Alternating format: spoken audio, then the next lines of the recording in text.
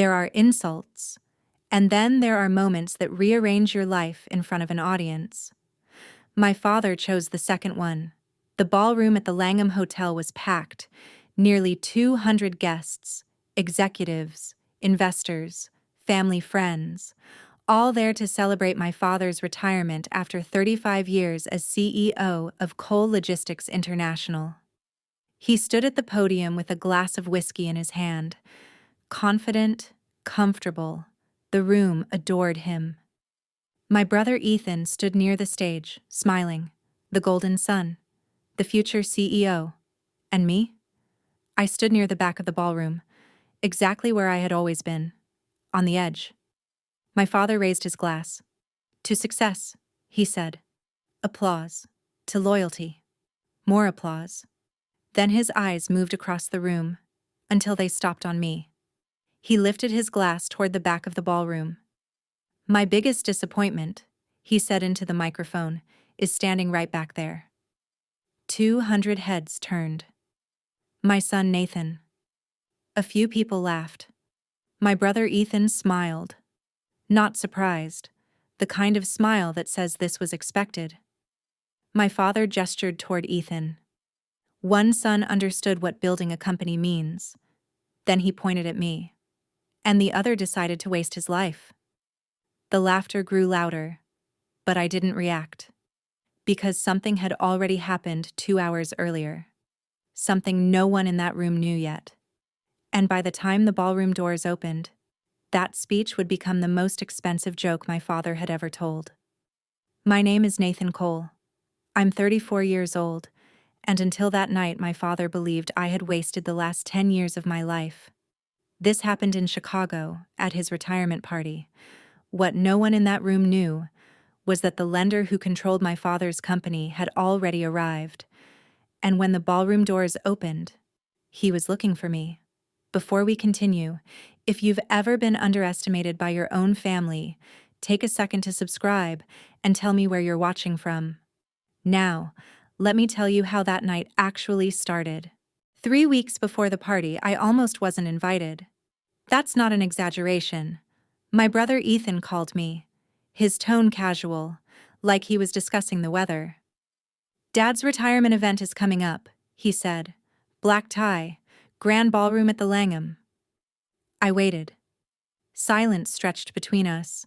Then he added something that explained everything. Mom thought it might be awkward if you came. Awkward? That word has been following me since I was 16. Awkward? Different. Not ambitious enough. Not serious enough. Not like Ethan. My brother joined the company straight out of business school. Corner office by 30. Vice president by 32. My father loved telling that story. Meanwhile, I left Chicago at 23, moved to Denver, started working in commercial lending. Not glamorous, not impressive to my father, but important work. The kind of work that teaches you something most executives never understand: how companies survive when they're about to collapse. In my family, success was measured one way. Did you build the company? If the answer was no, you didn't count. My father believed loyalty meant working for him. My brother believed the same thing. So when I left, they decided I had failed. Not publicly, but quietly, consistently. For 10 years. Family dinners became performance reviews. Still working for that bank? My father would ask. Like it was temporary. Like I was drifting. Meanwhile, I spent those 10 years restructuring failing companies, negotiating debt agreements, saving businesses that executives had already given up on. But my father never asked about that, because in his mind, if I wasn't working for him, I wasn't succeeding. If you've ever had someone decide your story before it was finished, you already know where this is going. Stay with me. 2 hours before the retirement party started, my phone rang. It wasn't family. It was someone else. A man named Victor Halpern, senior partner at Halpern Capital, one of the largest private lending firms in the Midwest. He didn't waste time with greetings. "Are you at the Langham yet?" he asked. "No," I said. I'm on my way. He paused. Good, because we just finalized something. That sentence changed everything, but not in the way you might think. He continued. Your father's company has been operating on emergency credit lines for 18 months. I already knew that. Coal logistics had expanded too quickly, too many acquisitions, too much leverage. The company wasn't collapsing, but it was dangerously close. Victor said something else. We're calling the loan tonight. And suddenly, my father's retirement party wasn't just a celebration anymore. It was a countdown. Here's the part no one in that ballroom knew. 6 months earlier, my bank had been approached to restructure coal logistics debt. Not publicly, quietly, confidentially. My father never knew I was involved, because the negotiations went through a third-party advisory group. And when the restructuring talks stalled, Halpern Capital stepped in. They bought the debt. All of it. Every line of credit. Every outstanding loan. $112 million. Then they did something unexpected. They offered operational oversight to someone they trusted. Someone who understood the company. Someone who knew its structure. Someone who had spent 10 years analyzing businesses exactly like this. That someone was me. Back in the ballroom, my father finished his speech. People applauded. The band started playing again. My brother was shaking hands. My father was laughing, celebrating, enjoying the moment. Because he believed something very simple. That he controlled the room. That he controlled the company. That he controlled the story. But at exactly 9:14 p.m., the ballroom doors opened, and a man in a dark suit walked in with 2 associates behind him. The band stopped playing. The room turned. He walked directly toward the stage, looked at my father, and asked one question that changed everything. Where is the lender? Then he turned slightly, looked across the ballroom, and said my name. Nathan Cole. And my father stopped smiling. The ballroom doors didn't slam open. They moved slowly, quietly, which somehow made the interruption feel even heavier. 200 guests turned their heads. Conversation stopped mid-sentence. The jazz band faded into an awkward silence. The man walking in wasn't flashy. No dramatic entrance. Just a dark tailored suit. Confident posture. 2 associates behind him carrying leather folders. The kind of people who show up when something important is about to change hands. He walked straight toward the stage. Not rushing. Not hesitating. Just walking like he belonged there. My father was still smiling at the podium. He assumed this was another guest. Maybe a late investor. Maybe a colleague. But when the man reached the front of the stage, he didn't shake hands. He didn't congratulate anyone.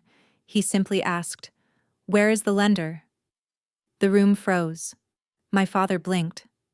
"I'm sorry," he said. The man didn't repeat himself louder. He just repeated the same words. Calm. Measured. "Where is the lender?" That's when he turned. His eyes moved across the ballroom slowly, until they found me, standing in the back. Then he said my name. Nathan Cole.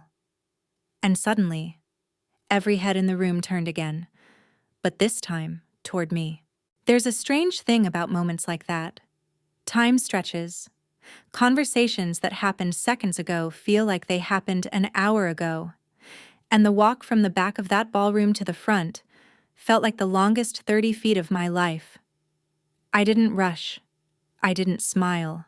I didn't explain anything. I just walked. People moved aside instinctively. Whispers started spreading through the room. Isn't that his other son? I thought he didn't work in the company.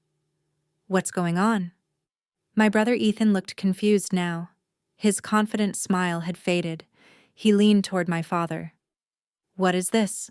He whispered. But my father didn't answer, because he was watching me walk toward the stage, and something in his expression had changed. Recognition. not of the situation, but of the tone of the man who had spoken my name. That wasn't a greeting, that was acknowledgement. If you've ever had a moment where everyone suddenly realized they misunderstood you, you know exactly what that walk feels like.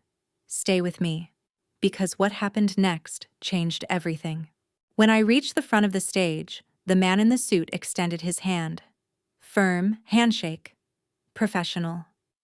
"Victor Halpern," he said.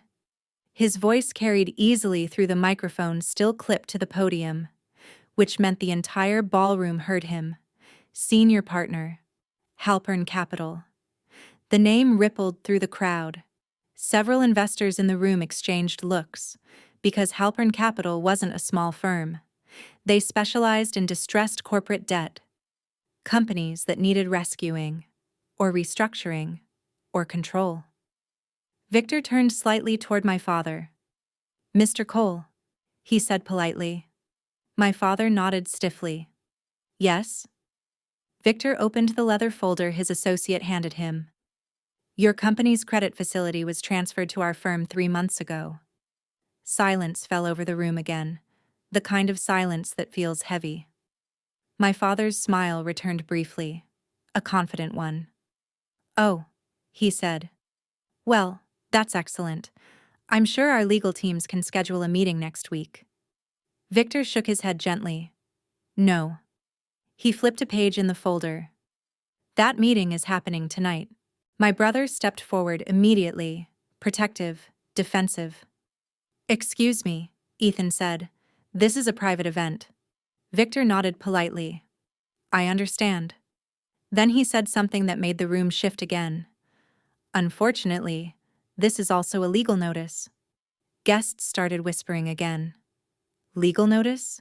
At a retirement party?" My father laughed softly, trying to maintain control. "I think there's been a misunderstanding." Victor turned slightly toward me. "Mr. Cole," he said, "would you like to explain the situation?" And for the first time that night, my father looked at me not as his son, but as someone who might know something he didn't. I stepped up beside the podium. The microphone was still on. I didn't grab it dramatically. I didn't clear my throat. I just spoke. "6 months ago," I said calmly, "Cole Logistics refinanced several debt positions." My father frowned. "That's correct," he said quickly. "Our financial team handled—" I shook my head. "No." The room went quiet again. "Those negotiations failed." That sentence landed like a weight. My brother looked stunned. "That's not possible," Ethan said. "It is," I replied. Victor continued for me. "Which is why Halpern Capital acquired the full credit position." My father's expression hardened. "And?" Victor closed the folder. "And we've initiated a control review." That's when my father finally asked the question that mattered. "What does that mean?" Victor looked directly at him. "It means your company is no longer negotiating with lenders." He gestured toward me. "It's negotiating with him." If you're still here, you already know something important. The real power in a room is rarely the loudest voice. Keep listening. Because this was only the beginning. My father stared at me. Not angry. Not shouting. Just staring. Trying to connect pieces. Trying to understand how the son he had just called his biggest disappointment was suddenly standing next to the people controlling his company's debt. My brother spoke first. "This is ridiculous," Ethan said. "Nathan doesn't work in finance." Victor glanced at him briefly, then back at me. "Actually," he said calmly, "he structured the entire review." That's when something happened I'll never forget. My father's smile disappeared completely. Not gradually. Instantly.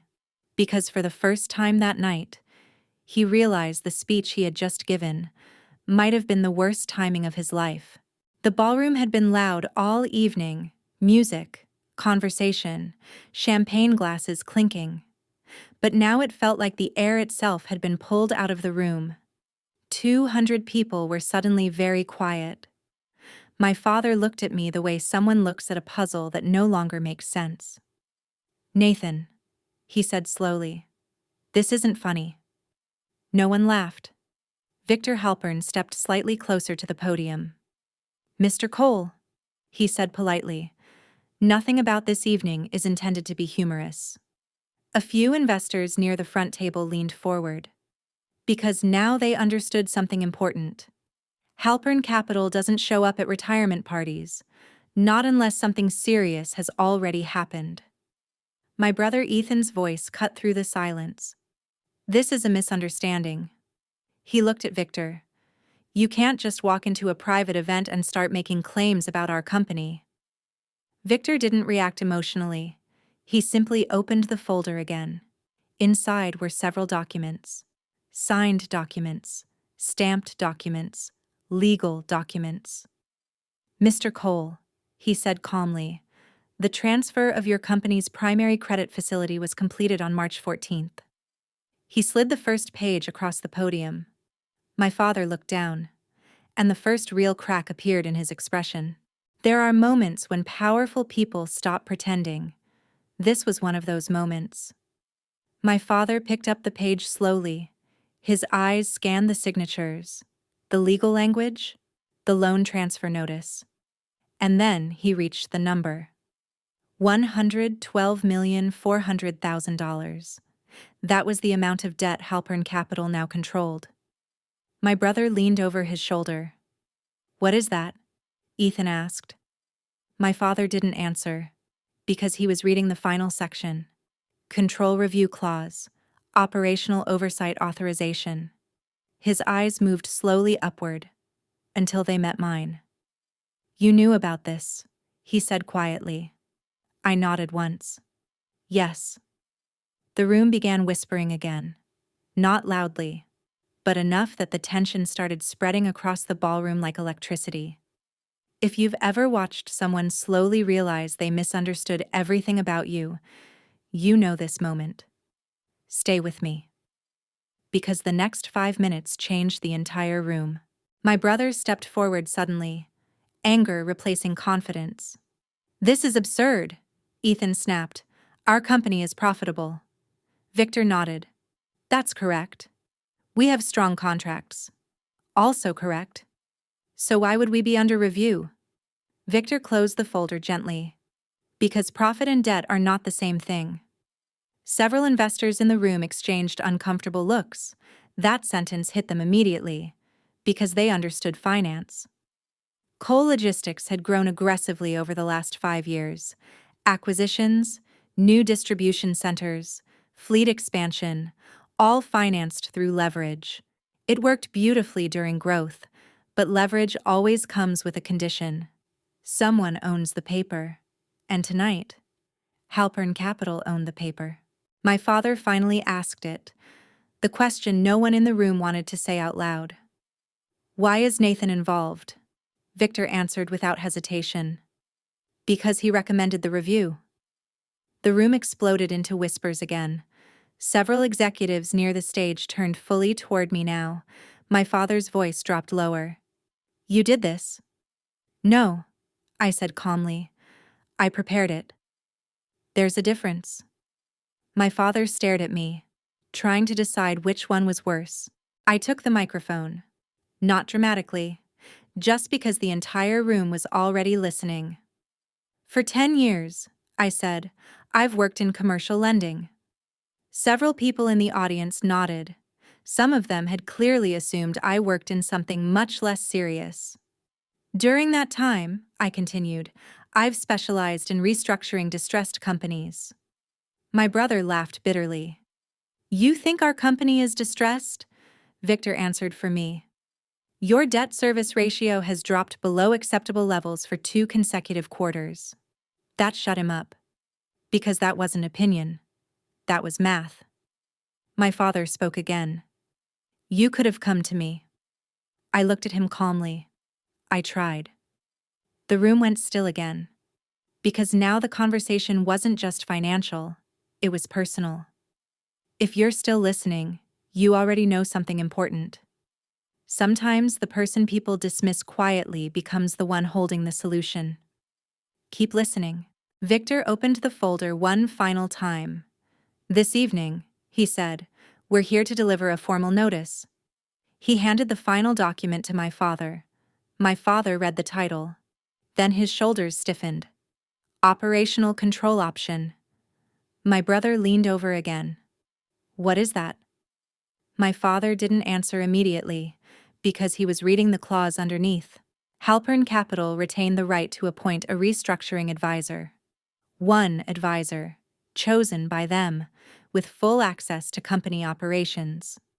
Victor looked at my father. You have two options, he said calmly. You can cooperate with the restructuring review. Or, he paused. Halpern Capital can begin formal asset recovery. That sentence landed like a hammer, because everyone in the room understood what that meant. Liquidation. My father looked up slowly, then he asked the question everyone had been waiting for. Who is the advisor? Victor didn't even glance at the paper. He simply nodded toward me. Nathan Cole. And just like that, the entire ballroom realized something unbelievable. The man my father had just called his biggest failure was now the only person standing between the company and collapse. The ballroom didn't explode into shouting. That would have been easier. Instead, the room filled with whispers. 200 people quietly processing the same shocking realization. Investors leaned toward each other. Executives checked their phones. Some guests stood up slowly from their tables, because this wasn't just family drama anymore. This was business. And when business changes unexpectedly, the smartest people in the room start calculating immediately. My father still stood at the podium. The retirement banner behind him suddenly looked ironic. 35 years of leadership. Ending like this. His hand tightened around the document Victor had handed him. He read the clause again. Then again. As if the words might change if he stared long enough. They didn't. My brother Ethan was the first one to break the silence. This is intimidation, he said loudly. His voice carried across the ballroom. Several heads turned toward him. You can't just walk in here and threaten a company worth hundreds of millions. Victor Halpern didn't react. He had dealt with executives like Ethan many times before. Young, confident, certain that confidence alone could solve problems. Victor simply replied, We're not threatening your company. Pause. We're protecting our investment. That sentence landed harder than anything else said that night. Because suddenly, the room understood something. Cole Logistics wasn't the powerful one in this equation anymore. The lender was. If you've ever watched someone realize the rules of the game have changed, you know how quiet the room gets. Stay with me. Because the next few minutes were the most uncomfortable of my father's career. 3 men stood up near the front table. They weren't guests. They were board members. People who had worked with my father for years.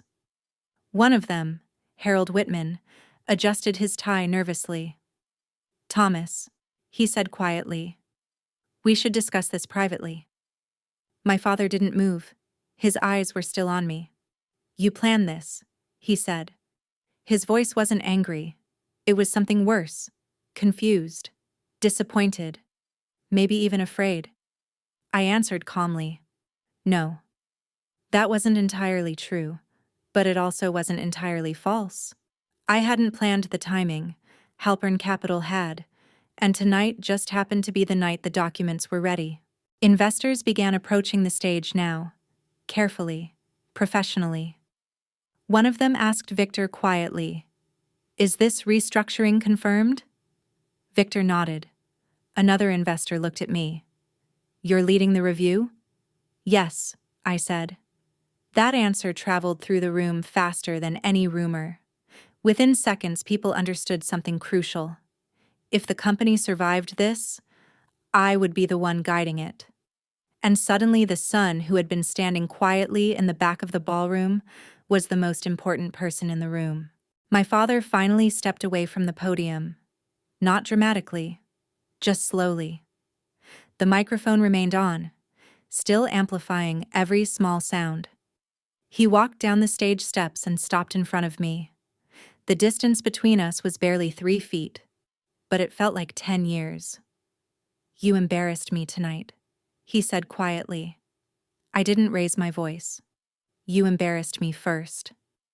That sentence was so calm it startled him, because for most of my life, I never argued with him. I just listened.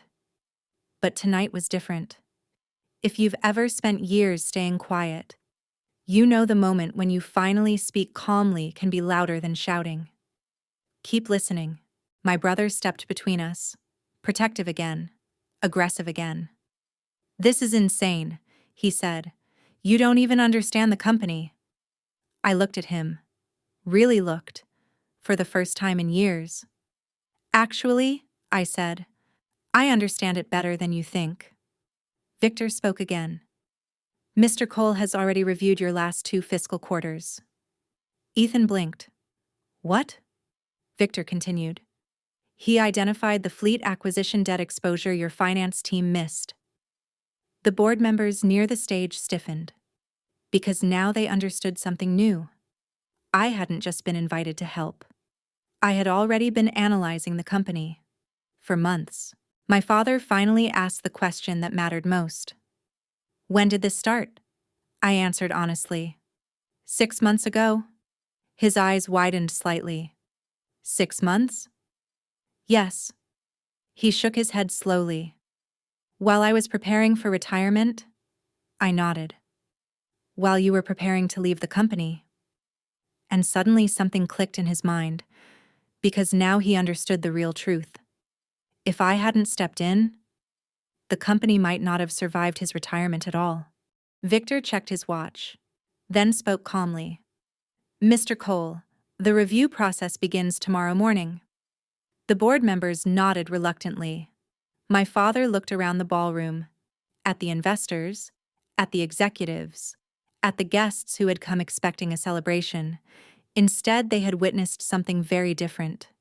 A transfer of power, not official yet, but undeniable. Then my father looked back at me, and for the first time that night, he didn't look angry. He looked thoughtful, because he had just realized something important. The son he called his biggest failure might be the only reason his legacy survives. Retirement parties usually end with laughter. People gather near the bar. Stories get louder. Old colleagues hug goodbye. But that's not how this one ended. Within 20 minutes of Victor Halpern's announcement, the atmosphere in the ballroom had completely changed. Guests weren't celebrating anymore. They were leaving. Not abruptly, not dramatically, but gradually. One table at a time, investors whispered to each other. Executives stepped outside to make phone calls. A few people came up to shake my father's hand, their smiles polite, careful. The kind of smiles people use when they realize the future might look different than they expected. The band quietly packed their instruments. The champagne stopped flowing, and the giant banner behind the stage that read, "Congratulations, Thomas Cole, 35 years of leadership," suddenly looked less like a celebration, and more like the closing chapter of something uncertain. Near the back of the ballroom, 3 board members had gathered around a small table. They weren't talking about speeches anymore. They were talking about numbers. Harold Whitman's voice was low. "Victor wouldn't show up like this without leverage." Another board member nodded. "And if Halpern Capital controls the credit facility." He didn't finish the sentence. He didn't need to. Everyone at that table understood what that meant. The lender had power, and the lender had chosen me to lead the restructuring, which meant the board had a new reality to consider. Not tomorrow, not next month, tonight. If you've ever watched a room quietly realize the person they dismissed might actually hold the solution, you know how fast respect changes. Stay with me. My brother had been pacing near the bar for 15 minutes. Back and forth. Back and forth. He wasn't used to losing control of a situation, especially not in public. Finally, he walked straight toward me. No smile, no diplomacy. "What the hell are you doing?" he said. His voice wasn't loud enough for the whole room, but it was loud enough for the people nearby to hear. "You've embarrassed Dad." I looked at him calmly. He embarrassed himself. Ethan shook his head. "You could have handled this privately." "Could I?" I asked. His expression hardened. "You've been waiting for this." "No," I said quietly. "I've been working." That answer made him angrier, because it meant something he didn't want to admit. This hadn't happened overnight. This had been building for months, and he never noticed. Ethan lowered his voice. "How much control do you actually have?" It was the first honest question he had asked all night. I answered honestly. "Enough to restructure the company." He stared at me. "Meaning what?" "Meaning the lender trusts me to fix the problem." He laughed bitterly. "You don't even know the operations." I looked at him for a long moment. "You'd be surprised." Because for 6 months, I had studied every number, every division, every contract, while my brother assumed I was still drifting through life somewhere outside Chicago. While Ethan and I were talking, my father had been standing near the stage, watching, not interrupting, just watching. Finally, he walked toward us. The room quieted again. Not completely, but enough that people nearby noticed. My father stopped a few feet away. "Nathan," he said. His voice had changed. No longer confident, no longer mocking, just serious. "Walk with me." He didn't wait for an answer. He turned and headed toward the balcony doors overlooking the river. And for the first time that night, I followed him somewhere private. If you're still here, this is where the story stops being about business and starts being about family. Stay with me. Because the conversation on that balcony changed everything. The Chicago night air was cold. The river below reflected the city lights. Inside the ballroom, the noise of conversation had returned slightly, but out here, everything was quiet. My father stood with both hands resting on the balcony railing. For a long time, he didn't speak. Finally, he asked one simple question. "When did you stop needing my approval?" It wasn't the question I expected. I thought he would ask about the company, the debt, the restructuring. Instead, he asked something personal. I answered honestly. I never needed it. That wasn't arrogance. It was just the truth. My father looked out over the river. "You always thought I didn't respect you." I didn't interrupt. He sighed. "You chose a different path." "I chose my own path," I said. He nodded slowly. "Yes." Then he said something that surprised me. "But tonight I learned something." I waited. "You understand business." That might not sound like much, but coming from him, it meant everything. Because my entire life he had treated me like someone who didn't. Finally, he turned toward me. "What happens now?" The question was calm, professional, CEO to advisor, not father to son. "Tomorrow morning," I said, "we begin a financial review." "And after that?" "If the company cooperates," I paused, "we restructure the debt." "And if we don't?" I didn't soften the answer. "Halpern Capital begins asset recovery." He understood exactly what that meant. Every distribution center, every truck fleet, every contract, everything he built, could disappear. Unless the restructuring worked. My father stared at me for a long moment. Then he asked the question I knew was coming. "Why did they choose you?" I didn't answer immediately, because the truth was complicated. Finally, I said, "Because I know how companies fail." "And you think mine is failing?" I shook my head. "No." Then I added the sentence that mattered. "But it could." That was the first moment that night when my father looked genuinely tired, not defeated, just tired. 35 years of leadership, all suddenly resting on the decisions of the son he had just called his biggest disappointment. The ballroom was nearly empty by the time my father and I walked back inside. The celebration had quietly dissolved. Half the guests had already left. The banner still hung above the stage, but now it felt more like a relic than a celebration. Near the back table, the board members were still sitting together. Victor Halpern stood with them, speaking calmly. When we approached, the conversation stopped. Harold Whitman adjusted his glasses. "Thomas," he said carefully, "we need to discuss the restructuring plan." No one mentioned the speech. No one mentioned the embarrassment. The entire conversation had shifted to something much more important. Survival. My father nodded slowly. Then he looked at me. "Explain it." Not as a command, as a request. And that was the first real shift of the evening. I placed the documents on the table. The same financial analysis I had been working on for 6 months. "Coal logistics isn't failing," I said, "but it's overextended." The board members leaned closer. "Fleet expansion debt," I continued. 3 warehouse acquisitions that haven't reached projected capacity. Victor nodded slightly. Those were exactly the weaknesses Halpern Capital had identified. "If we restructure the loan terms," I said, "sell 2 underperforming assets, and renegotiate the supplier contracts." I paused. "The company stabilizes within 18 months. One of the board members asked quietly, "And leadership?" That question hung in the air, because everyone knew what it meant. My father was retiring. My brother Ethan had expected to take control. But the room wasn't looking at Ethan anymore. They were looking at me. Ethan had been standing near the bar the entire time, watching, listening. When the board member asked about leadership, he stepped forward again. "So what?" he said. "You expect him to run the company now?" His voice carried across the room. The question wasn't unreasonable.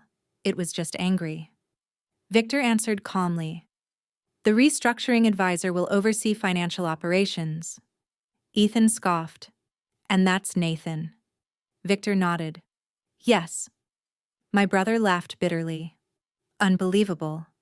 But no one in the room laughed with him this time, because everyone understood something Ethan didn't want to admit. The decision had already been made. For several seconds, my father said nothing.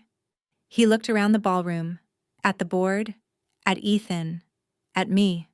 35 years of building a company, and now the final decision of his career sat in front of him. Finally, he spoke. "Ethan." My brother turned toward him. "You're still vice president," my father said, "but Nathan will lead the restructuring." The words landed quietly, but the meaning was enormous. Ethan stared at him. "You're serious?" My father nodded once. "Yes." And just like that, the future of the company changed. Most of the guests had left by the time the meeting ended. The staff began clearing tables.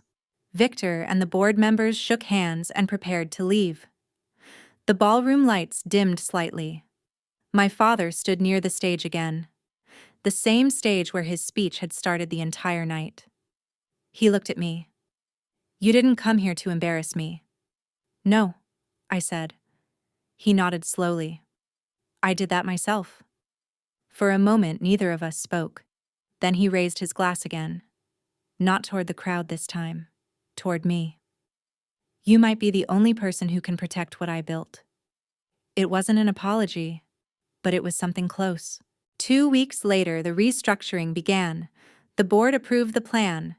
Halpern Capital extended the credit terms. 2 warehouse facilities were sold. Fleet expansion slowed. Within 6 months, the company stabilized. And the headline that appeared in a Chicago business journal said something interesting. "Coal Logistics announces strategic restructuring led by Nathan Cole." My father sent me the article that morning. Just one message, 3 words. "Good work, son." That night at the retirement party, my father called me his biggest failure. 200 people heard it. Many of them laughed. But the truth is something strange. Failure looks different depending on when you measure it, because by the time the ballroom doors opened and the lender walked in, The story had already changed, and the man my father thought had wasted his life became the person who saved his legacy. If you enjoyed this story, subscribe for more stories about quiet power, family conflicts, and the moments people underestimate the most. And tell me in the comments, have you ever been the person someone doubted the most? Because sometimes, those are the people who change everything.